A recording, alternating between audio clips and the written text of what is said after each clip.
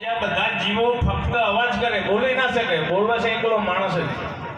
આ સંસારમાં માણસ સિવાય બીજા કોઈ જીવો બોલી શકતા નથી. એટલે તો જેમ ફાવે એમ બોલે છે અને જેવું ફાવે એવું બોલે છે, મનમાં આવે એવું બોલે છે માણસ. શું બોલવું, કેવું બોલવું, કેટલું બોલવું, ક્યારે બોલવું, એ આપણને મનુષ્ય અવતારમાં ખબર હોવી જોઈએ. ભગવાન તરફથી મળેલી ભેટ એક તો વાણી, બીજા નંબરમાં જે સમજી શકીએ છીએ એ બુદ્ધિ, અને ત્રીજા નંબરમાં જે કરવું હોય એની છૂટ.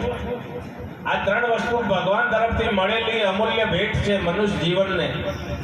મનુષ્યને મળેલી પરમાત્મા તરફથી મળેલી અમૂલ્ય ભેટ વાણી, બુદ્ધિ અને સ્વતંત્રતા. ભેંસનો શીરો બનાવીને ખાવું હોય તો ના ખાઈ શકે.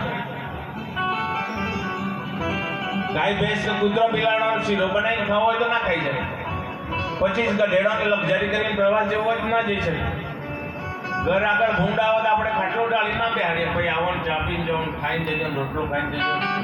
એટલે કીધું ભાઈ રજાઈ ગાદલું ને ઢોલિયો દાંતણ પોણીઓ દહીં. રજાઈ ગાદલું અને ઢોલિયો દાંતણ પોણીઓ દહીં. એટલું માણસ જન્મમાં મળે, બીજા કોઈ જન્મમાં નહીં. બીજા કોઈ જન્મમાં આ બધું મળતું નહીં. તમારે જે કરવું હોય તમે બધું કરી શકો. બીજા કોઈ જન્મમાં, બીજા કોઈ યોનિમાં જે કરવું હોય એની છૂટ નથી.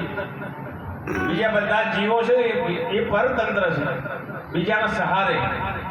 જ્યારે માણસ એકલો સ્વતંત્ર છે, એને કોઈના સહારાની જરૂર ના પડે. એને જાતે જે કરવું હોય એ કરી શકે. એટલે એક કબીર સાહેબે કીધું કે ભાઈ કબીર કબીર ક્યાં કરો ખોજો આપ શરીર. કબીર કબીર ક્યાં કરો ખોજો આપ શરીર.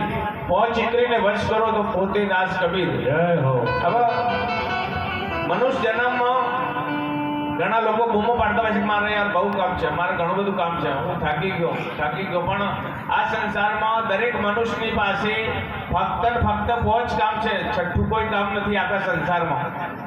આખા સંસારમાં 5 જ કામ છે દરેક મનુષ્યની પાસે. છઠ્ઠું કોઈ કામ નથી. કયા? એક તો આ મોઢેથી બોલીએ છીએ વાણી, કોનેથી સાંભળીએ છીએ ને એ અવાજ, કોનેથી સાંભળવાનું, મોઢેથી બોલવાનું, ઓખેથી જોવાનું 3, બોલવાનું, જોવાનું, સાંભળવાનું 3, પછી મનથી વિચારવાનું 4, અને હાથ અને પગથી તમે જે કરો એ. આ 5 કામ છે સંસારમાં. છઠ્ઠું કોઈ કામ નથી. જોવાનું, બોલવાનું, સાંભળવાનું, વિચારવાનું અને શરીરથી તમે જે કરો એ. આ 5 કામ સિવાય સંસારમાં છઠ્ઠું કોઈ કામ નથી. એટલે કીધું કે 5 ઇન્દ્રિયને વશ કરો તો પોતે દાસ કબીર. હવે આ મોઢેથી કેવું બોલવું ને કેવું ના બોલવું એ આપણા હાથની વાત છે. એમાં ગુરુ મહારાજે કોઈ ના કર્યું, અલગ અહીંયા કોઈ ના કર્યું. તમારા મોઢેથી તમારે કેવું બોલવું, કેટલું બોલવું, ક્યારે બોલવું, ક્યાં બોલવું એની ખબર હોવી જોઈએ.